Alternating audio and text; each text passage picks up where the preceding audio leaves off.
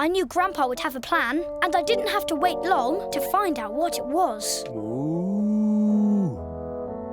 He was mooing from inside the barn. Moo. Great moo you've got there, Shanay.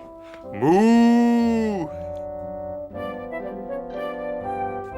Before I knew it, Grandpa was pushing a cow out of the barn door. Moo.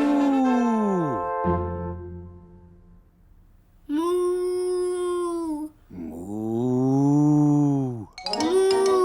Moo. I couldn't believe it. Shanay had started to join in with the mooing.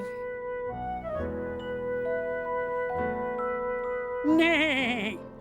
Neigh. Now, Grandpa was going to try it with a horse. Neigh. Yay! Neigh. Yay! Neigh. Neigh. Ba. Ba. Ba. Ba. Ba. Shanay couldn't understand why the animals were moving, but he was going to find out. Before I could stop him, he did this.